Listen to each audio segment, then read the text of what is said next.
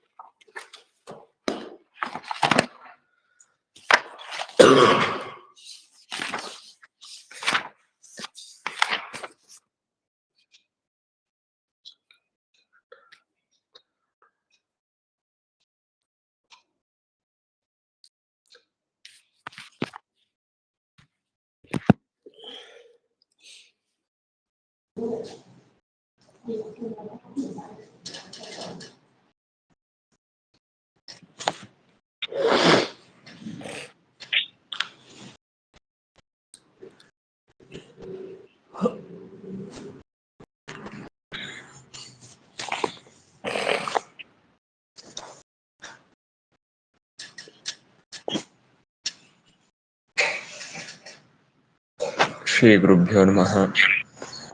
ಪರಮಗುರುಭ್ಯೋ ನಮಃ. ಶ್ರೀಮದಾನಂದ ತೀರ್ಥ ಭಗವತ್ಪಾದಾಚಾರ್ಯ ಗುರುಭ್ಯೋ ನಮಃ. ಹರಿ ಓಂ.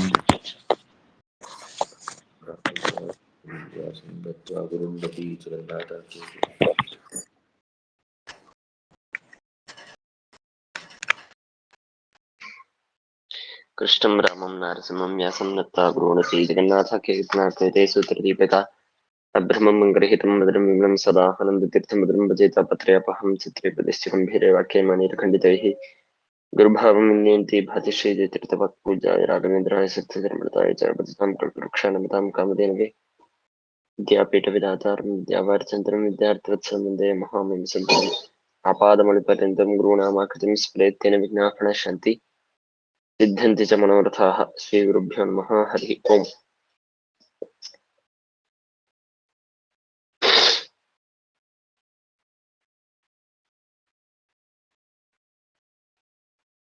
ನಿನ್ನೆ ನಾವು ಸುಖವಿಶಿಷ್ಟಾಭಿಧಾನ ದೇವಚ ಅಂತನ್ನುವ ಸೂತ್ರದ ವಿಚಾರ ಮಾಡಿದ್ದೇವೆ.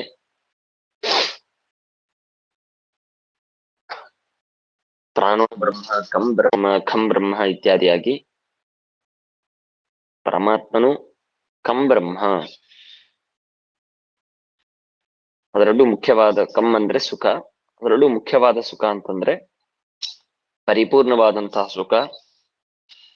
ಆ ಪರಿಪೂರ್ಣವಾದಂತಹ ಸುಖ ಸ್ವರೂಪನಾದದ್ದರಿಂದಾಗಿ ಪರಮಾತ್ಮನೇ ಚಕ್ಷುರಂತಸ್ಥ ಅಂತರನಾದವನು ಭಗವಂತ. ಪೂರ್ಣತ್ವಾದಿಗಳನ್ನು ಹೇಳೇ ಇಲ್ಲ ಅಂತ ಪ್ರಶ್ನೆ ಮಾಡಿದರೆ ಸುಖದಲ್ಲೂ ಮುಖ್ಯವಾದದ್ದನ್ನೇ ಸ್ವೀಕಾರ ಮಾಡಬೇಕು. ಆದ್ದರಿಂದಾಗಿ ಕಮ್ ಅಂತನೋ ಶಬ್ದದಿಂದಲೇ ಮುಖ್ಯವಾದ ಪೂರ್ಣವಾದ ಸುಖವನ್ನೇ ಸ್ವೀಕಾರ ಮಾಡೋಣ ಅಂತ ಒಂದು ಪಕ್ಷ, ಅಥವಾ ಬ್ರಹ್ಮ ಅಂತನೋ ಶಬ್ದದಿಂದಲೇ ಪೂರ್ಣ ಅಂತರ್ಥ. ಆದ್ದರಿಂದಾಗಿ ಕಂ ಬ್ರಹ್ಮ ಅಂದ್ರೆ ಪರಿಪೂರ್ಣವಾದಂತಹ ಸುಖ ಸ್ವರೂಪ, ಹಾಗೂ ಖಂ ಬ್ರಹ್ಮ ಪೂರ್ಣವಾದಂತಹ ಜ್ಞಾನರೂಪನಾಗಿದ್ದಾನೆ. ಆದ್ದರಿಂದಾಗಿ ಪೂರ್ಣ ಜ್ಞಾನಾದಪಿ ಪರಮಾತ್ಮನು ಚಕ್ಷುರಂತಸ್ಥ ಅಂತ. ಹೀಗೆ ಮೂರನೇ ಸೂತ್ರ ಅಂತರಾಧಿಕರಣದು ಅದರಿಂದ ಸಮರ್ಥನೆ ಮಾಡಿ ಯುಕ್ತಿಯನ್ನು ಕೊಟ್ಟರು. ಈಗ ಈ ಅಧಿಕರಣದ 4ನೇ ಸೂತ್ರ ಓಂ ಶ್ರುತೋಪನಿಷತ್.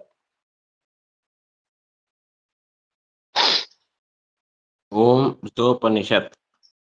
ಕಗತ್ಯಭಿಧಾನಾಚ್ಚ, ಕ ಅಂತನೋದು ಪ್ರತ್ಯೇಕ, ಕಗತ್ಯಭಿಧಾನಾಚ್ಚ.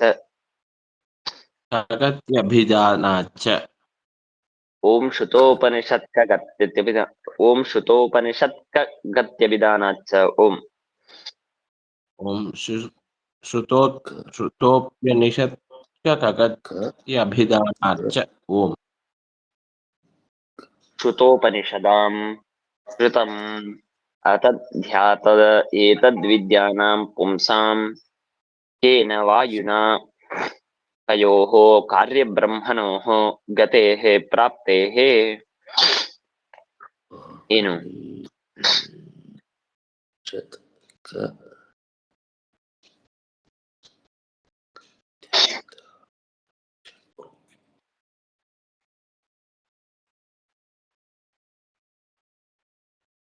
ಶ್ರುತೋಪನಿಷದಾಂ ಅಂತನ್ನೋ ಶಬ್ದ ಮೊದಲಿಗೆ ಇಲ್ಲಿ ನಮಗೆ ಏನು ಪ್ರಶ್ನೆ ಅಂತಂದ್ರೆ, ಒಟ್ಟು ನಿಮಗೆ ಈ ಅಂತರ ಉಪಪತ್ತೆ ಅಂತನ್ನೋದು ಆರಂಭಿಸಿಕೊಂಡು ಚಕ್ಷುರಂತಸ್ಥನಾದವನು ಭಗವಂತನೇ ಅಂತ ಸಮರ್ಥನೆ ಮಾಡೋದಕ್ಕಾಗಿ ಅನೇಕ ಯುಕ್ತಿಗಳನ್ನು ಕೊಡ್ತಾ ಬರ್ತಾ ಇದ್ದಾರೆ.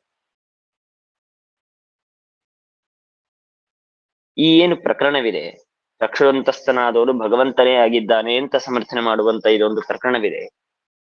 ಇದು ಭಗವಂತನನ್ನು, ವೈಷ್ಣವ ಪ್ರಕರಣವೇ ಅಲ್ಲ, ಅಂದ್ರೆ ಭಗವಂತನನ್ನು ಸಮರ್ಥನೆ ಮಾಡುವ ಪ್ರಕರಣವೇ ಅಲ್ಲ ಇದು. ಯಾಕೆಂದ್ರೆ ವಿಷ್ಣು ವಿದ್ಯಾ ಅಂತ ಅನ್ನೋದು ಬೇರೆ ಆಗಿದೆ, ಇದು ಬೇರೆ. ಯಾಕೆಂದ್ರೆ ಅಸ್ಮದ್ ವಿದ್ಯಾ ಅಂತ ಇತ್ಯಾದಿಯಾಗಿ ಪ್ರತ್ಯೇಕವಾಗಿ ಭಗವಂತನ ವಿದ್ಯೆಯನ್ನು ಪ್ರತ್ಯೇಕವಾಗಿ ಹೇಳ್ತಾರೆ. ಈ ಚಕ್ಷುಂತಸ್ಥನಾದವನು ಯಾರು ಅಂತ ವಿಚಾರ ಮಾಡುವಾಗ ಈ ಒಂದು ವಿದ್ಯೆ ಇದು ಬೇರೆಯಾಗಿದೆ. ಹಾಗಾಗಿ ಭಗವತ್ ಪ್ರತಿಪಾದಕವಾದ ಇದೊಂದು ಪ್ರಕರಣ ಅಲ್ಲೇ ಅಲ್ಲ ಅಂತ ಇಷ್ಟು ಪ್ರಶ್ನೆ ಮಾಡಿಕೊಟ್ರೆ, ಅದಕ್ಕೆ ಈ ಅಧಿಕರಣದ ವಿಷಯವಾಕ್ಯದಿಂದ ಸಮರ್ಥನೆ ಮಾಡ್ತಾರೆ.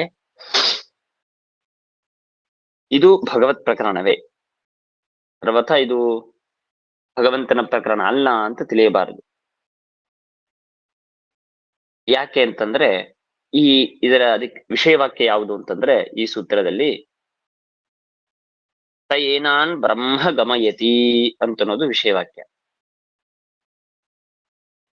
ಸ ಏನಾನ್ ಬ್ರಹ್ಮ ಗಮಯತಿ ಅಂತನ್ನೋದು ಇಲ್ಲಿ ನಮಗೆ ವಿಷಯವಾಕ್ಯ. ಅಂದ್ರೆ ಇಲ್ಲಿ ಏನ್ ಹೇಳ್ತಾ ಇದ್ದಾರೆ ಅಂತಂದ್ರೆ, ಬ್ರಹ್ಮ ಪ್ರಾಪ್ತಿಯನ್ನು ಹೇಳ್ತಾ ಇದ್ದಾರೆ.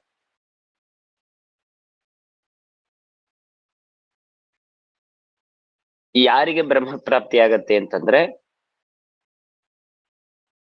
ಉದಾಹರಣೆಗೆ ಯಾವುದೋ ಒಬ್ಬ ಪುರುಷ ಇದ್ದಾನೆ, ಜೀವ ಇದ್ದಾನೆ.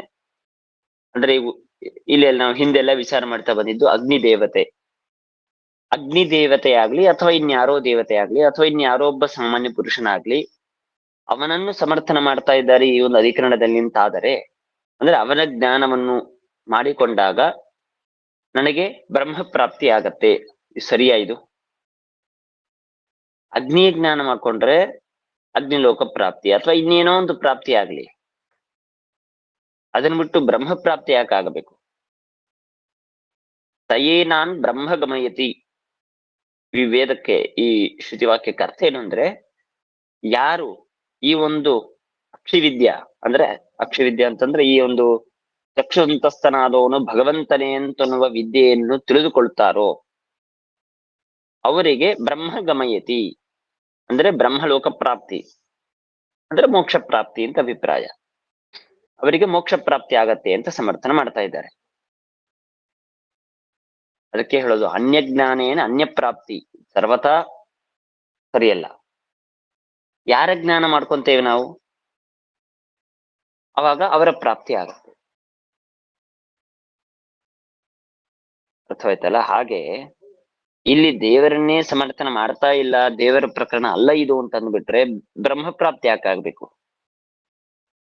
ಬ್ರಹ್ಮ ಪ್ರಾಪ್ತಿಯನ್ನು ಹೇಳ್ತಾ ಇದ್ದಾರೆ ಅಂದ್ಮೇಲೆ ಹಾಗಾದ್ರೆ ಇದು ಪರಮಾತ್ಮನ ಜ್ಞಾನವನ್ನು ಸಮರ್ಥನೆ ಮಾಡ್ತಾ ಪರಮಾತ್ಮನೇ ಚಕ್ಷುರಂತಸ್ಥ ಹೊರತು ಸರ್ವತಾ ಬೇರೆಯವರಲ್ಲ ಅಂತ ನಾವು ತಿಳಿದುಕೊಳ್ಬೇಕು. ಹಾಗಾಗಿ ಇದು ಬ್ರಹ್ಮ ಪ್ರಕರಣವೇ.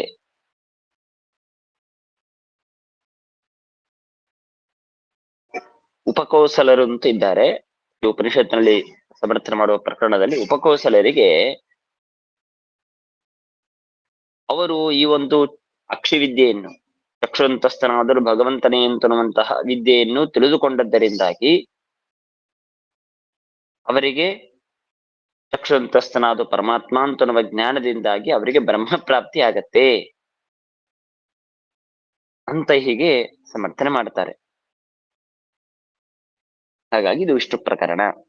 ಶ್ರುತೋಪನಿಷದಾಂ ಅಂದ್ರೆ ಶ್ರುತಂ ಅತಧ್ಯಾತ ಏತದ್ ವಿದ್ಯಾನಾಂ ಪುಂಸಾಂ, ಶ್ರವಣಾದಿಗಳಿಂದಾಗಿ, ಈ ಉಪನಿಷತ್ತಿನ ಶ್ರವಣಾದಿಗಳು, ಅದರ ಅರ್ಥಾನುಸಂಧಾನ, ಇದರಿಂದಾಗಿ ಈ ಚಕ್ಷುರಂತಸ್ಥನಾದಂತಹ ಪರಮಾತ್ಮ ಅವನ ಸಾಮರ್ಥ್ಯ, ಅಕ್ಷಿಸ್ಥನಾದವನು ಭಗವಂತನೇ ಅಂತ ಇತ್ಯಾದಿಯಾಗಿ ಧ್ಯಾನವನ್ನು ಮಾಡಿ ಅದರಿಂದಾಗಿ ಪರಮಾತ್ಮನ ತತ್ವಜ್ಞಾನವನ್ನು ಪಡೆದಂತಹ ಯಾವ ಪುರುಷರಿದ್ದಾರೋ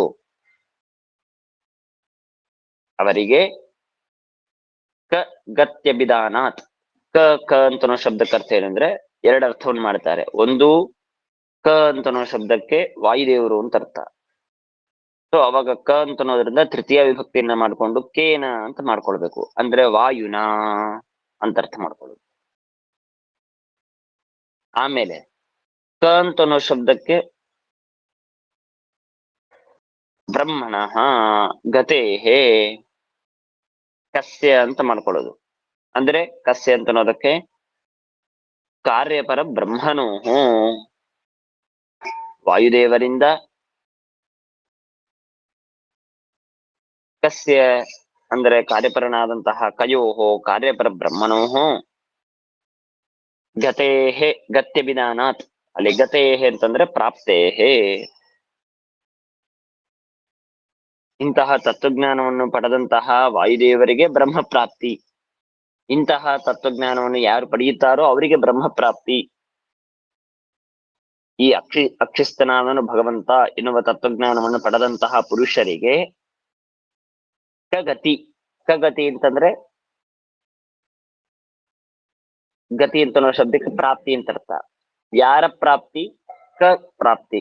ಕ ಅಂತಂದ್ರೆ ಪರಬ್ರಹ್ಮ, ಅವನ ಪ್ರಾಪ್ತಿ ಆಗತ್ತೆ ಅಂತ ಅಭಿಧಾನಾತ್ ಹೇಳಲ್ಪಟ್ಟಿದೆ. ಎಲ್ಲಿ? ಸ ಏನಾನ್ ಬ್ರಹ್ಮ ಗಮಯತಿ ಎನ್ನುವಂತಹ ಯಾವ ಶ್ರುತಿ ಇದೆಯೋ ಆ ಶ್ರುತಿಯಲ್ಲಿ ಹೇಳಲ್ಪಟ್ಟಿದೆ. ಹಾಗಾಗಿ ಅಕ್ಷಿಸ್ತನಾದ ಚಕ್ಷುರಂತಸ್ಥನಾದವನು ಪರಮಾತ್ಮನೇ. ಯಾಕೆ? ಬೇರೆಯವರ ಜ್ಞಾನ ಮಾಡಿಕೊಂಡಾಗ, ಅನ್ಯ ಜ್ಞಾನವನ್ನು ಮಾಡಿಕೊಂಡಾಗ ಅನ್ಯ ಪ್ರಾಪ್ತಿಯು ಸರ್ವತಾ ಸಾಧ್ಯವಿಲ್ಲ. ಆದರೆ ಬ್ರಹ್ಮ ಪ್ರಾಪ್ತಿಯನ್ನು ಹೇಳ್ತಾ ಇದ್ದಾರೆ. ಯಾವುದರಿಂದ ಬ್ರಹ್ಮ ಪ್ರಾಪ್ತಿ ಅಂತ ಹೇಳಿದ್ದಾರೆ? ಚಕ್ಷುರಂತಸ್ಥನ ಜ್ಞಾನದಿಂದಾಗಿ ಬ್ರಹ್ಮ ಪ್ರಾಪ್ತಿ ಆಗತ್ತೆ ಅಂತ ಹೇಳಿದ್ದಾರೆ. ಈ ಅಕ್ಷಿವಿದ್ಯೆಯ ಫಲವಾಗಿ ಬ್ರಹ್ಮ ಪ್ರಾಪ್ತಿ ಹೇಳಿದ್ದಾರೆ ಅಂದ್ಮೇಲೆ, ಹಾಗಾದರೆ ಆ ಅಕ್ಷಿವಿದ್ಯೆ ಅಂದ್ರೆ ಯಾರು? ಪರಬ್ರಹ್ಮಣ ವಿದ್ಯೆ. ಅವನ ಜ್ಞಾನದಿಂದಲೇ ಮೋಕ್ಷವಾಗತ್ತೆ ಹೊರತು ಬೇರೆಯವರಲ್ಲ.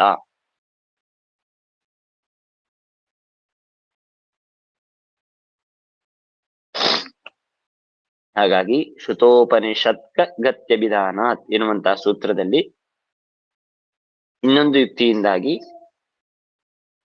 ಅವನ ಜ್ಞಾನದಿಂದ ಅವನ ಪ್ರಾಪ್ತಿ, ಬ್ರಹ್ಮ ಜ್ಞಾನದಿಂದ ಬ್ರಹ್ಮ ಪ್ರಾಪ್ತಿ ಹೇಳ್ತಾ ಇದ್ದಾರೆ. ಆದ್ದರಿಂದ ಚಕ್ಷುಂತಸ್ಥನಾದ ವಿಷ್ಣುವೇ ಅಂತ ಈ ಅದೇ ಸೂತ್ರದಲ್ಲಿ ಹೇಳಿದೆ.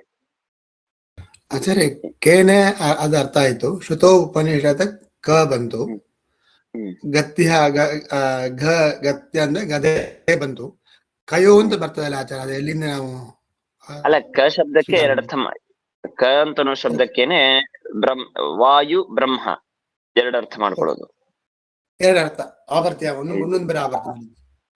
ಅದು ಹೇಗೆ ಅಂದ್ರೆ ಪ್ರಾಣೋ ಬ್ರಹ್ಮ ಕಂ ಬ್ರಹ್ಮ ಖಂ ಬ್ರಹ್ಮ ಪ್ರಾಣೋ ಬ್ರಹ್ಮ ಕಂ ಬ್ರಹ್ಮ. ಅಲ್ಲಿ ಪ್ರಾಣದೇವರು ಬಂದ್ರು, ಅದ್ರ ಪ್ರಾಣ ಶಬ್ದಕ್ಕೆ ಪ್ರಾಣ ಅಂತೂ ಅರ್ಥ, ವಾಯುದೇವರು. ಆಮೇಲೆ ಬ್ರಹ್ಮ ಶಬ್ದವೇ ಸ್ಪಷ್ಟವಾಗಿದೆ, ಅದರಿಂದ ಬ್ರಹ್ಮ. ಹೀಗೆ ಅದೇ ಪ್ರಕರಣದಲ್ಲೇನೆ ಪ್ರಾಣ ಹಾಗೂ ಬ್ರಹ್ಮ ಇಬ್ಬರು ಪ್ರಕೃತರಾಗಿದ್ದಾರೆ. ಹಾಗೆ ಆ ಕ ಅಂತ ನಾವು ಶಬ್ದದಿಂದಾಗಿ, ಕ ಅಂದ್ರೆ ಕೇನ ಯಾರಿಂದಾಗಿ ಅಂತ ಅರ್ಥ ಬರುತ್ತೆ. ಯಾರು? ವಾಯುದೇವರಿಂದ ಅಂತ ಅರ್ಥ ಮಾಡ್ಕೊಳ್ಳೋದು.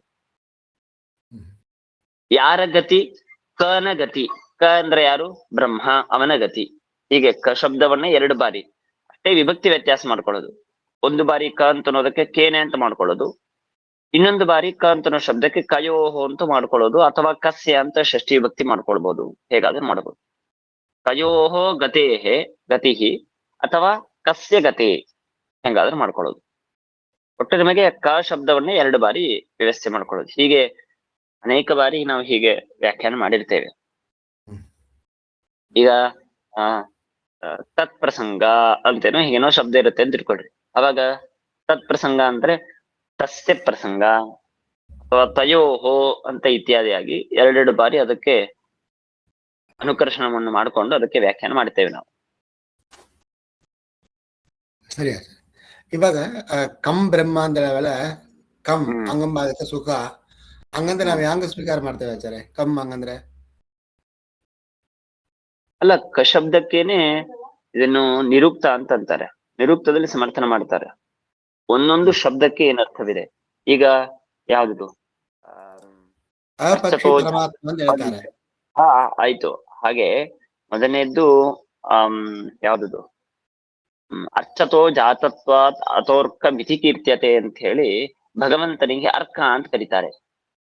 ಭಗವಂತನಿಗೆ ಯಾಕೆ ಅರ್ಕ ಅಂತ ಕರೀತಾರೆ? ಅಜ ಅಂತ ಕರೀತಾರೆ, ಅರ್ಕ ಅಂತ ಕರೀತಾರೆ. ಅರ್ಕ ಅಂತ ಯಾಕೆ ಕರೀತಾರೆ ಅಂತಂದ್ರೆ ಅರ್ಚತೋ ಜಾತತ್ವಾತ್, ಅದಕ್ಕೆ ಎರಡು ತರ ವ್ಯಾಖ್ಯಾನ ಮಾಡ್ತಾರೆ. ಸ್ವಯಂ ಯಾವ್ದು ಅರ್ಚನೆಯಿಂದಾಗಿ, ಅರ್ಚನೆ ಅಂತಂದ್ರೆ ನಾವೇನು ಗಂಗಾ ನದಿ ಉದ್ಭವವಾಗುವಾಗ ಪರಮಾತ್ಮನ ಅಂಗುಷ್ಠದಿಂದಾಗಿ ಉಗುರಿನಿಂದಾಗಿ ಗಂಗಾ ನದಿ ಹುಟ್ಟಿತು ಅಂದ್ರೆ ಆ ಗಂಗಾ ನದಿಯಿಂದಾಗಿ ಪೂಜೆ ಮಾಡಲ್ಪಟ್ಟಾಗ ಆ ಬ್ರಹ್ಮದೇವರ ಪೂಜೆಯಿಂದಾಗಿ ಗಂಗಾ ನದಿ ಹುಟ್ಟಿತು. ಅರ್ಚತಃ ಜಾತತ್ವ, ಆ ನೀರಿಗೆ ಅರ್ಕ ಅಂತ ಗಂಗಾ ನದಿ ಕರೆಯೋದು. ಉದಕಂ ಸುಖ ಹೇತುತ್ವಾತ್ ಕಮಿತ್ಯೇವ ಅಭಿಧೀಯತೆ ಅಂತಂತಾರೆ. ಉದಕಂ ಸುಖ ಹೇತುತ್ವಾತ್ ಅಂದ್ರೆ ಕ ಅಂತ ಶಬ್ದಕ್ಕೆ ನೀರು ಅಂತ ಅರ್ಥ. ಉದಕಂ ಅಂದ್ರೆ ಕ ಅಂದ್ರೆ ಸುಖ, ಸುಖ ಹೇತುತ್ವಾತ್ ನೀರಿಗೆ ಉದಕ ಅಂತ ಕರೆಯೋದು. ಸರಿ. ಕ ಅಂದ್ರೆ ಸುಖ. ನಮಗೆ ಒಳ್ಳೆ ನೀರಡಿಕೆ ಆದಾಗ, ಬಿಸಿಲಲ್ಲಿ ಒದ್ದಾಡಿದಾಗ, ತುಂಬಾ ಸಮಸ್ಯೆ ಆದಾಗ ಅವಾಗ ನಾವು ನೀರು ಕುಡಿತೇವೆ. ನೀರು ಕುಡಿದಾಗ ನಮಗೇನಾಯ್ತು, ಅಬ್ಬಾ ಸುಖವಾಯ್ತು ಅಂತಂತೇವೆ. ಅದಕ್ಕಾಗಿ ನೀರಿಗೆ ಉದಕ, ಸುಖ ಹೇತುತ್ವಾತ್ ಉದಕ ಮಿತಿ ಕೀರ್ತ್ಯತೆ. ಪೂರ್ಣ ವಾಕ್ಯ ನನಗೆ ನೆನಪಾಗ್ತಾ ಇಲ್ಲ, ವ್ಯಾಖ್ಯಾನದಲ್ಲಿ ವಿಚಾರ ಮಾಡ್ತಾರೆ. ನಿರುಕ್ತ ವಾಕ್ಯವನ್ನು ಇಟ್ಕೊಂಡು ನಿಮ್ಗೆ ಆಗಿರ್ಬೇಕು ಗುರುಪ್ರಸನ್ನವರೇ, ಜಿಜ್ಞಾಸಾಧಿಕರಣದಲ್ಲಿ ಏತದುಕ್ತಂ ಭವತಿ ಅಂತೇಳಿ ಒಂದು ಪ್ರಕರಣ. ಸೂತ್ರದ ವ್ಯಾಖ್ಯಾನ ಪ್ರಾರಂಭವಾದ ಮೇಲೆ ಓತತ್ವವಾಚಿ ಓಂಕಾರೋ ವಕ್ತ್ಯಶೋ ತದ್ಗುಣೋತತಾಂ ಅಂತ ಆ ಪುಟದ ಮುಂದಿನ ಆ ಪ್ರಕರಣದ ಮುಂದಿನ ಪ್ರಕರಣದಲ್ಲಿ ವ್ಯಾಖ್ಯಾನದಲ್ಲಿ ಟಿಪ್ಪಣಿಕಾರರು ವಿಚಾರ ಮಾಡ್ತಾರೆ. ನಿಗಮನಿರುಕ್ತವು ವ್ಯಾಕರಣ ಬಳೆಯೇನ ಅಂತ ಟೀಕಾವಾಕ್ಯ. ಆ ಟೀಕಾವಾಕ್ಯದ ವ್ಯಾಖ್ಯಾನ ಮಾಡುವಾಗ ಟಿಪ್ಪಣಿಕಾರರು ವಿಚಾರ ಮಾಡಿದ್ದಾರೆ. ಸುಖ ಅಂದ್ರೆ ಕ ಅಂದ್ರೆ ಸುಖ, ನಮಗೆ ಸುಖ ಸಾಧನವಾದದ್ರಿಂದ ನೀರಿಗೆ ಉದಕ ಅಂತ ಕ ಶಬ್ದಕ್ಕೆ ಸುಖ ಅಂತ ಅರ್ಥವನ್ನು ವಿಚಾರ ಮಾಡಿದ್ದಾರೆ. ಅಲ್ಲಿ ಅನೇಕ ಕಡೆ ಮಾಡಿರ್ಬೋದು, ಇಲ್ಲಂತೂ ನಂಗೆ ನೆನಪಿದ್ದು. ಇಲ್ಲ, ಯಾಕಂದ್ರೆ ಈಗ ರತಿ ಹಂಗಂತ ಹೇಳಿದ್ರೆ ರತಿ ಅಂದ್ರೆ ಗತಿ ಅಂದ್ರೆ ಚಲನೆ ಅದೇ ಅಂದ್ರೆ ಜ್ಞಾನ ಅದನ್ನ ತಗೊಂಡ್ ಬರ್ತಾರೆ. ಅದೇ ರೀತಿಯಾಗಿ ಖ ಹಂಗಂದ್ರೂ ಜ್ಞಾನ ಅಂತ ಬರ್ಬೇಕಿಲ್ಲ ಆಚಾರ್ಯ ನಮಗೆ. ಹಂಗೇನಿಲ್ಲ, ಈಗ ನಿರುಕ್ತದಲ್ಲಿ ನಮ್ಗೆ ಈ ಒಂದು ಶಬ್ದಕ್ಕೆ ಒಂದು ಅರ್ಥ ಮಾಡಿದ್ದಾರೆ ಅಂದ್ರೆ ಅದೇ ಅರ್ಥನೇ ಇರ್ಬೇಕು ಅಂತೇನಿಲ್ಲ. ಈಗ ಕ ಶಬ್ದಕ್ಕೆ ವಾಯು ಅಂತ ಅರ್ಥ ಮಾಡಿದ್ಮೇಲೆ ಕ ಶಬ್ದಕ್ಕೆ ಬ್ರಹ್ಮ ಅಂತ ಯಾಕೆ ಅರ್ಥ ಮಾಡ್ತೀರಿ ಅಂದ್ರೆ ನಮ್ ಪ್ರಸಂಗವಶಾತ್ ಅಷ್ಟೇ ಅಬಾಧಿತವಾಗಿರ್ಬೇಕು, ಅದಕ್ಕೆ ಪ್ರಮಾಣ ಇರಬೇಕು, ಆ ಅರ್ಥವನ್ನು ಸ್ವೀಕಾರ ಮಾಡೋದ್ರಿಂದಾಗಿ ನಮಗೆ ಯೋಗ್ಯವಾಗಿರ್ಬೇಕು, ಅಂದ್ರೆ ನಾವು ಸ್ವೀಕಾರ ಮಾಡಬಹುದು. ಸರಿ. ಆಮೇಲೆ ಈ ಯಂತ್ರಾಧಿಕರಣದ ಕೊನೆಯ ಸೂತ್ರ ಓಂ ಅನವಸ್ಥಿತೇ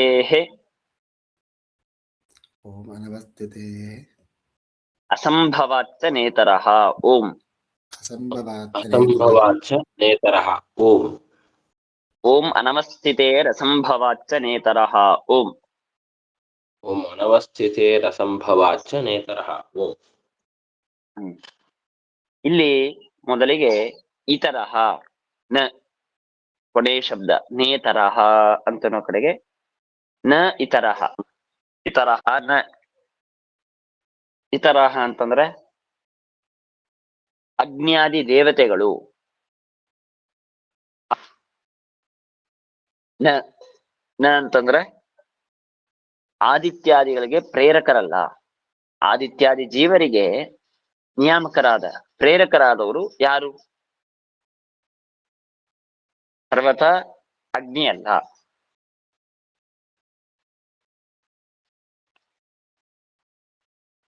ಯಾಕೆ ಅಂತಂದ್ರೆ ಅಗ್ನಿ ದೇವತೆ ಸ್ವತಂತ್ರ ಅಲ್ಲ, ಸ್ವಯಂ ಅವನೊಬ್ಬ ಜೀವನಾಗಿದ್ದಾನೆ. ಅಗ್ನಿ ಅವನೇನ್ ಪರಮಾತ್ಮನಲ್ಲ, ಅಸ್ವತಂತ್ರ ಅಗ್ನಿ. ಅಸ್ವತಂತ್ರ ಆದದ್ದರಿಂದಾಗಿ ಅವನು ಸರ್ವತಾ ಪ್ರೇರಕನಲ್ಲ. ಇತರಹ ನ,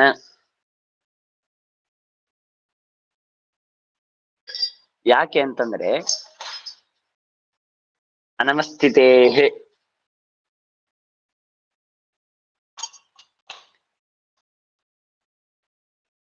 ಶಬ್ದದಲ್ಲೇ ಇತರಹ ಅಂತ ಶಬ್ದಕ್ಕೆ ಅಗ್ನಿ ಅಂತ ಅರ್ಥ ಬರೆದಿದ್ದಾರೆ. ಚಕ್ಷುರಂತರಹ ನ ಕಿಂತು ವಿಷ್ಣುರೇವ.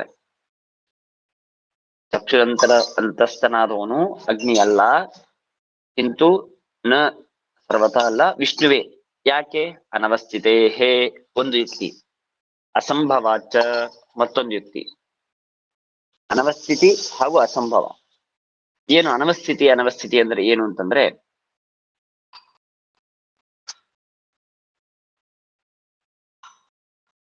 ಜೀವಸ್ಯಾಪಿ ಅಗ್ನೇಃ ಜೀವಾಂತರ ನಿಯಾಮಕತ್ವೇ ತಸ್ಯಾಪಿ ಜೀವತ್ವ ಅವಿಶೇಷಾತ್ ತಸ್ಯಾಪಿ ನಿಯಾಮಕಾಂತರಾಭ್ಯುಗಮೇ ತಸ್ಯಾಪ್ಯೇವಂ ಇತಿ ಅನವಸ್ಥಾನಾತ್. ನಾವು ಅನವಸ್ಥಾ ಅಂತಂತೇವಲ್ವಾ, ಅನವಸ್ಥಾ ದೋಷ. ಏನ್ ಅನವಸ್ಥಾ ದೋಷ? ಒಂದು ವೇಳೆ ಅಗ್ನಿ ನಿಯಾಮಕ ಅಂತ ಅಂದ್ಬಿಟ್ರಿ ಅಂತ ಇಟ್ಕೊಳ್ಳಿ. ಆದಿತ್ಯಾದಿ ನಿಯಾಮಕನಾದವನು ಅಗ್ನಿ ದೇವತಾ ಅಂತಂದ್ಬಿಟ್ರೆ, ಅಗ್ನಿ ಏನಾಗಿದ್ದಾನೆ? ಅವನೊಬ್ನು ನಮಗೆ ದೇವತೆ, ಅದರ ದೇವರ ದೃಷ್ಟಿಯಲ್ಲಿ ಅವನೊಬ್ನ ಅಸ್ವತಂತ್ರನಾದಂತ ಒಬ್ಬ ದೇವತ. ಆ ಅಗ್ನಿ ದೇವತೆಯು ಕೂಡ ಒಂದು ಜೀವನಾಗಿದ್ದಾನೆ. ಅವನು ನಿಯಾಮಕ ಅಂತ ಅಂದ್ಬಿಟ್ರೆ, ಯಾರ್ಯಾರು ಜೀವರು ಅವರು ನಿಯಮ್ಯರು. ಹಾಗಾಗಿ ಅಂತಹ ಅಗ್ನಿ ದೇವತೆಗೆ ಮತ್ತೊಬ್ಬ ನಿಯಾಮಕ ಇದ್ದಾನೆ ಅಂತ ಅರ್ಥವಾಯ್ತು. ಯಾಕ್ರಿ? ಅಗ್ನಿ ದೇವತೆಗೆ ಅಗ್ನಿ ಇವನು ನಿಯಾಮಕ ಅಂತ ಹೇಳಿದ್ದಕ್ಕೆ ಅವನಿಗೆ ಮತ್ತೊಬ್ಬ ನಿಯಾಮಕ ಇದ್ದಾನೆ ಅಂತ ಯಾಕೆ ಹೇಳ್ಬೇಕು ಅಂತಂದ್ರೆ, ಜೀವತ್ವ ಅವಿಶೇಷಾತ್ ತಸ್ಯಾಪಿ ಜೀವತ್ವ ಅವಿಶೇಷ. ಜೀವನಾದ ಅಗ್ನಿ ಇವನು ನಿಯಾಮಕನಾದಂತೆ ಮತ್ತೊಬ್ಬನು ಜೀವನಿದ್ದಾನೆ ಅಂತಂದ್ಮೇಲೆ ಅವನಿಗೆ ಮತ್ತೊಬ್ಬ ನಿಯಾಮಕ ಅಂತ ಆಗುತ್ತೆ. ಸೊ ಮತ್ತೊಬ್ಬನಿಂದ ನಿಯಮ್ಯರಾಗಿದ್ದಾರೆ ಅಗ್ನಿ ದೇವತೆ ಅಂತ ಆಗಿ. ಯಾವ ಮತ್ತೊಬ್ಬನನ್ನು ಹೇಳ್ತಿರಲ್ವಾ, ಅವನು ಜೀವನೋ ಪರಮಾತ್ಮನು. ಅವನು ಒಂದು ಜೀವ ಅಂತ ಹೇಳಿಬಿಟ್ರೆ, ಜೀವನ ಆದದ್ದರಿಂದಾಗಿ ಅವನು ಸ್ವಾತಂತ್ರ್ಯನೇ ನಿಯಾಮಕನಲ್ಲ. ಆದ್ದರಿಂದಾಗಿ ಅವನಿಗೆ ಮತ್ತೊಬ್ಬ ನಿಯಾಮಕ ಅಂತ ಹೇಳಿ. ಇನ್ನೊಬ್ರು ಯಾರೋ ಇದ್ದಾರೆ, ಅವರಿಂದ ನಿಯಮನಾಗಿದ್ದಾನೆ ಅವನು. ಅವನು ಜೀವನಾಗಿದ್ದಾನೆ, ಅವನಿಗೆ ಮತ್ತೊಬ್ಬ. ಹೀಗೆ ಜೀವ ಪರಂಪರೆ. ಭಗವಂತ ನಿಯಾಮಕ, ಸರ್ವೋತ್ತಮನಾದ ಪರಮಾತ್ಮನೇ ಮುಖ್ಯವಾಗಿ ನಿಯಾಮಕನಾಗಿದ್ದಾನೆ. ಇದರರ್ಥ ಬೇರೆ ದೇವತೆಗಳು ನಿಯಾಮಕರಲ್ಲ ಅಂತ ಅರ್ಥ ಅಲ್ಲ. ಮುಖ್ಯವಾಗಿ ಅಕ್ಷಿವಿದ್ಯೆಯಲ್ಲಿ ಸಮರ್ಥನೆ ಮಾಡುವಾಗ ಈ ಚಕ್ಷುರಾದಿಗಳಲ್ಲಿ ಅಂತಸ್ಥಿತನಾಗಿ ಇದ್ದು ಸರ್ವ ನಿಯಮನವನ್ನು ಮಾಡುವಂತಹ ಪರಮಾತ್ಮ ಮುಖ್ಯ ನಿಯಾಮಕ. ತದಧೀನವಾಗಿ ಉಳಿದವರೆಲ್ಲರೂ ಕೂಡ ಅವರವರ ಯೋಗ್ಯತಾನುಸಾರವಾಗಿ ಅವರು ನಿಯಮನ ಮಾಡ್ತಾರೆ. ಈಗ ಅಂಗೀಕಾರ ಮಾಡಿಕೊಳ್ಬಹುದು. ಆದರೆ ಮುಖ್ಯವಾದ ನಿಯಾಮಕನಾದವನೇ ಅಗ್ನಿದೇವತೆ ಅಂತ ಮಾಡಿಬಿಟ್ರೆ ಆಗ ನಮಗೆ ಅನವಸ್ಥಾ ದೋಷ ಬರುತ್ತೆ. ಅಸ್ವತಂತ್ರ ಹಾಗೂ ಜೀವತ್ವಾತ್ ಅವರಿಗೆ ಮುಖ್ಯವಾಗಿ ನಿಯಾಮಕತ್ವ ಸಂಭವಿಸೋದೇ ಇಲ್ಲ. ತಸ್ಯಾಪ್ಯೇವಂ ಅವ್ರಿಗೂ ಹಾಗೆ, ಅವ್ರಿಗೂ ಹೀಗೆ ಅಂತ ಹೇಳ್ತಾ ಹೋದ್ರೆ ಆಗ ಅನವಸ್ಥಾ ರೂಪವಾದಂತಹ ದೋಷ ಅಂತರದ್ದು ಬರಬೇಕಾಗತ್ತೆ. ಭೀಷಾಸ್ಮಾದ್ ಅಗ್ನಿಶ್ಚ ಅಂತೇಳಿ ಉಪನಿಷತ್ನಲ್ಲಿ ಇದನ್ನೇ ಸಮರ್ಥನೆ ಮಾಡ್ತಾರೆ. ಹಾಗಾಗಿ ಒಂದು ವೇಳೆ ಭಗವಂತನನ್ನು ಅಂಗೀಕಾರ ಮಾಡಿಲ್ಲ ಅಂತಂದ್ರೆ ಆಗ ನಮಗೆ ಎಂಡ್ ಇಲ್ಲೇ ಇಲ್ಲ. ಜೀವನನ್ನು ಒಪ್ಪಿದರೆ ಭಗವಂತನನ್ನು ಒಪ್ಪಿದರೆ ಎಂಡ್ ಇದೆ. ಜೀವನನ್ನು ಅಜ್ಞಾದಿ ದೇವತೆಯನ್ನು ಒಪ್ಪಿದರೆ ಎಂಡೇ ಇಲ್ಲ, ಎಂಡ್ಲೆಸ್. ಹೀಗೆ ಅಂಗೀಕಾರ ಒಪ್ತಾ ಹೋಗ್ಬೇಕು. ಈ ಜೀವನಿಗೆ ಮತ್ತೊಬ್ಬ ಜೀವ, ಆ ಜೀವನಿಗೆ ಮತ್ತೊಬ್ಬ ಜೀವ, ಹೀಗೆ ಅಂಗೀಕಾರ ಮಾಡ್ತಾ ಹೋಗ್ಬೇಕೆ ಹೊರತು ನಿಲ್ಲೋದೇ ಇಲ್ಲ. ಅನವಸ್ಥಾ ಅಂತನೋ ಶಬ್ದಕ್ಕೇನೆ ಅಭಿಪ್ರಾಯ ಎಷ್ಟು, ಉತ್ತರೋತ್ತರ ಅಪ್ರಾಮಾಣಿಕವಾದ ಉತ್ತರೋತ್ತರವನ್ನು ಕಲ್ಪನೆ ಮಾಡ್ತಾ ಹೋಗೋದು. ತಲೆಗೆ ಬಂದಂತೆ ಒಪ್ತಾ ಕೊಡ್ಬೇಕು ಹೊರತು ಅದು ಮುಗಿಯೋದೇ ಇಲ್ಲ. ಆ ಜೀವನಿಗೆ ಇನ್ನೊಬ್ಬನೇ ಯಾಕೆ ಇರಬಾರ್ದು? ಅವನು ಜೀವ, ಇವನು ಜೀವ, ಅವನು ನಿಯಾಮಕ ಅಂತಾದಂತೆ ಈ ಜೀವ ಯಾಕೆ ನಿಯಾಮಕನಲ್ಲ? ಎಷ್ಟರವರೆಗೆ ಇದಕ್ಕೆ ನಮಗೆ ಪ್ರಶ್ನೆ ನಿಲ್ಲೋದಿಲ್ಲ ದೇವರನ್ನು ಒಪ್ಪುವವರಿಗೆ. ದೇವರನ್ನು ನಿಯಾಮಕ ಅಂತ ಒಪ್ಪಿದಾಗ ಏನಾಗತ್ತೆ ಅಂದ್ರೆ ಜೀವೋತ್ತಮ, ಅವನ ಜೀವನಲ್ಲ, ಪರಮಾತ್ಮ. ಪರಮಾತ್ಮನಾದದ್ದರಿಂದಾಗಿ ಸ್ವತಂತ್ರನಾದದ್ದರಿಂದಾಗಿ ಅವನು ನಿಯಾಮಕ ಅಂತ ಹೇಳಿದ್ರೆ ಅವನಿಗೆ ಮತ್ತೊಬ್ಬ ನಿಯಾಮಕ ಅಂತ ಆಗ್ಬೇಕು ಅಂತ ಇಲ್ಲ, ಸರ್ವ ನಿಯಾಮಕನಾಗಿದ್ದಾನೆ ಪರಮಾತ್ಮ. ಹಾಗಾಗಿ ನಮಗೇನಾಯ್ತು, ಆ ಏನು ಮೂಲ ನಮಗೇನು ಉತ್ತರೋತ್ತರ ಕಲ್ಪನೆ ಮಾಡ್ತಾ ಇದ್ವಲ್ಲ ಅದು ನಿಂತು ಹೋಯ್ತು. ಅವನಿಗೆ ಮತ್ತೊಬ್ಬರು ಅಂತ ಇಲ್ಲೇ ಇಲ್ಲ. ಅವನನ್ನು ಮೀರಿಕೊಂಡು ಅವನನ್ನು ನಿಯಮನ ಮಾಡುವಂತಹ ಪುರುಷರು ಜಗತ್ತಿನಲ್ಲಿ ಯಾರೂ ಇಲ್ಲ. ಸರ್ವರು ಅವರಿಂದ ನಿಯಮನಾಗಿದ್ದಾರೆ ಹೊರತು ಅವನಿಗೆ ನಿಯಾಮಕರಾದವರು ಮತ್ತೊಬ್ಬರು ಯಾರೂ ಇಲ್ಲ.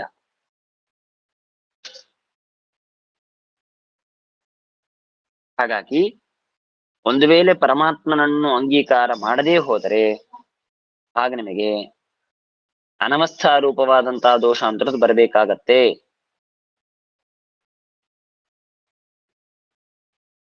ಹಾಗಾಗಿ ಸರ್ವತಾ ಅನವಸ್ಥಾಂತರದು ಬಂದದ್ದರಿಂದಾಗಿ ಇತರಹ ಅಂದ್ರೆ ಅಗ್ನಿ ದೇವತೆಯು ನ ಚಕ್ಷುರಂತಸ್ಥನಾದವನಲ್ಲ, ಅಂತೂ ಪರಮಾತ್ಮನೇ ಚಕ್ಷುರಂತಸ್ಥನಾದವನು.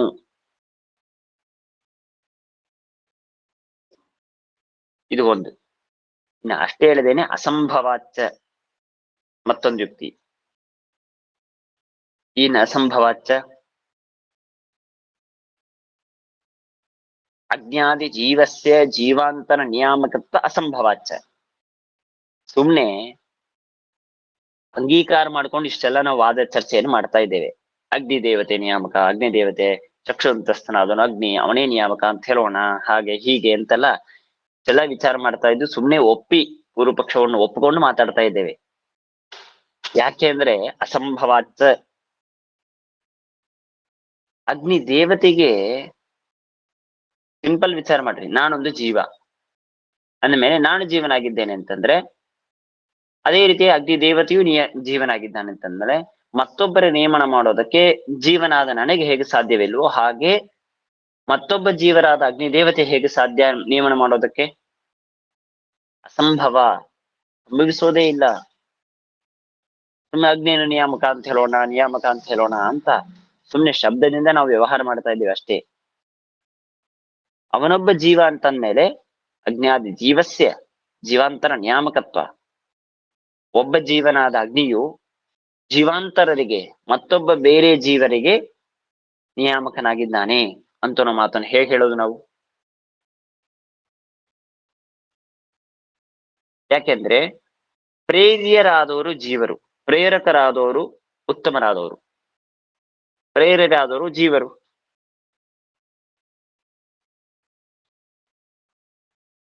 ಅಂದಮೇಲೆ ಪ್ರೇರ್ಯರಾದವರು ಜೀವರು, ಪ್ರೇರ್ಯ ಮೀನ್ಸ್ ನಿಯಮ್ಯ ಅಂತ ಅಭಿಪ್ರಾಯ. ನಿಯಮ್ಯರಾದವರು ಜೀವರು. ಆ ಜೀವರು ಅಂತನೋ ಘನದಲ್ಲಿ ಅಗ್ನಿಯೂ ಬಂದ, ಅಗ್ನಿ ದೇವತೆಯೂ ಬಂದ. ಅಂದಮೇಲೆ ನೀವು ಯಾರನ್ನು ಒಪ್ತಿರಲ್ವಾ, ಯಾವ್ದೋ ಒಬ್ಬ ಜೀವ ಅಂತ ಒಪ್ತೀರಿ, ಅಗ್ನಿ ಅಂತ ತಿಳ್ಕೊಳ್ಳಿ. ಸ್ವತಂತ್ರನಾಗಿದ್ದರೆ ಒಪ್ಪೋಣ, ತೊಂದರೆ ಇಲ್ಲ. ಜೀವನ ಆಗಿದ್ದಾನೆ ಆದ್ರೆ ಸ್ವತಂತ್ರನಾಗಿದ್ದಾನೆ, ಆಗ ಒಪ್ಪೋದಕ್ ಸಾಧ್ಯವಾ? ಸರ್ವತಾ ಸಾಧ್ಯ ಇಲ್ಲ. ಸ್ವತಂತ್ರನಾದವನು ಪರಮಾತ್ಮ ಮಾತ್ರ. ಹಾಗಾದ್ರೆ ಉಳಿದೆಲ್ಲರೂ ಯಾರು ನಿಯಮನ ಮಾಡ್ತಾರೆ? ಯಾವ ದೇವತೆಗಳು ನಿಯಾಮಕರಲ್ವಾ ಅಂತೂ ನಾವು ಅದಕ್ಕೆ ಅಭಿಪ್ರಾಯ ಸರ್ವತಾ ನಿಯಾಮಕರಲ್ಲ ಅಂತ ಅಭಿಪ್ರಾಯ ಇಲ್ಲ. ನಿಯಾಮಕರಾಗಿದ್ದಾರೆ, ಆದರೆ ಮುಖ್ಯವಾಗಿ ನಿಯಾಮಕನಾದವನು ಪರಮಾತ್ಮ.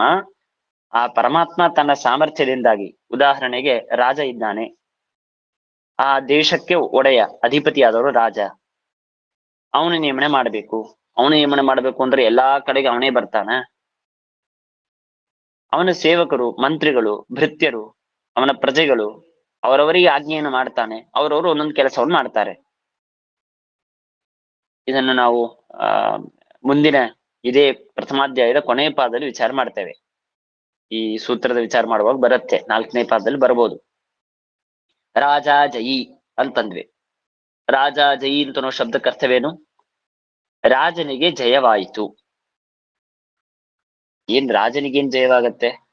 ಪಾಪ ಯುದ್ಧದಲ್ಲಿ ಹೋಗಿ ಮಂತ್ರಿ ಆಗ್ಲಿ ಅಥವಾ ತನ್ನ ಪ್ರಜೆಗಳು ಯುದ್ಧವನ್ನಾಡಿ ಯುದ್ಧದಲ್ಲಿ ಎದುರಿಗೆ ಬಂದಂತಹ ಯೋಧರನ್ನು ಸಂಹಾರ ಮಾಡಿ ತಮ್ಮ ಪಕ್ಷಕ್ಕೆ ಜಯವನ್ನು ಸಂಪಾದನೆ ಮಾಡಿದ್ದು ಪಾಪ ಸೇವಕರು, ಯೋಧರು ತಮ್ಮ ಪಕ್ಷದಿಂದಾಗಿ ಯುದ್ಧವಾಡೋದಕ್ಕಾಗಿ ಹೋದಂತಹ ಜನರು. ಆಮೇಲೆ ಎಲ್ಲ ಕೂಡಿಕೊಂಡು ಹಬ್ಬವನ್ನು ಆಚರಣೆ ಮಾಡುವಾಗ ರಾಜ ಜೈ ಅಂತ ಅಂದ್ಬಿಡ್ತಾರೆ. ರಾಜನಿಗೆ ಜಯವಾಗಲಿ, ರಾಜನಿಗೆ ಜಯವಾಯ್ತು, ಯುದ್ಧದಲ್ಲಿ ನಮ್ಮ ಪಕ್ಷದವರು ಗೆದ್ದರು, ಹಾಗಾಗಿ ರಾಜನಿಗೆ ಜಯ ಅಂತಂತಾರೆ. ಏನ್ ರಾಜನಿಗೆ ಜಯವಾಗತ್ತೆ? ಒಂದು ಯುದ್ಧದಲ್ಲಿ ಒಬ್ಬ ಪುರುಷನನ್ನು ನೋಡಿಲ್ಲ ಪಾಪ ರಾಜ ಅವನು, ಅಥವಾ ಒಂದು ಆಯುಧವನ್ನು ಪ್ರಯೋಗ ಮಾಡಿಲ್ಲ, ಯುದ್ಧವನ್ನೇ ನೋಡಿಲ್ಲ, ಯುದ್ಧವನ್ನು ಆಡಿಲ್ಲ, ಯುದ್ಧದಲ್ಲಿ ಯಾರು ಹೇಗೆ ಗೆದ್ರು ಹೇಗೆ ಸೋತರು ಗೊತ್ತಿಲ್ಲ. ಒಂದು ಪ್ರಜೆಗಳು ಹೇಳಿದ್ರು ರಾಜನಿಗೆ ಜಯವಾಯ್ತು ಅಂತ ಅಂದ್ಬಿಟ್ರು. ಆದ್ರೆ ನಾವು ಹೇಳೋದು ರಾಜಾಜಿ ಅಂತ ಅಂದ್ಬಿಡ್ತೇವೆ. ಯಾಕೆ ಅಂತಂದ್ರೆ ಅವರಲ್ಲಿ ಸ್ವಾಮಿತ್ವ ಯಾರಿಗಿದೆ? ಹೋಗಿ ಯುದ್ಧವನ್ನು ಆಡಿದಂತಹ ಪುರುಷರು ಇರ್ಬೋದು, ಆದ್ರೆ ಅವರ ಸ್ವಾಮಿತ್ವ, ಜಯ ಸ್ವಾಮಿತ್ವ ಅಂತಂತಾರೆ. ಆ ಜಯಕ್ಕೆ ಸ್ವಾಮಿ ಯಾರು? ಯಾರಿಗ ಹೋಗಿ ಸೇರ್ಬೇಕದು? ಮುಖ್ಯವಾಗಿ ಯಾರು ಸ್ವತಂತ್ರವಾಗಿ ಅದಕ್ಕೆ ಸ್ವಾಮಿಯಾಗಿದ್ದಾರೋ ಅವರಿಗೆ ಹೋಗಿ ಆ ಫಲ ಸೇರ್ಬೇಕು. ಅವರ ಅಧೀನವಾಗಿ ಉಳಿದವರಿಗೆ ಬರಬೇಕು.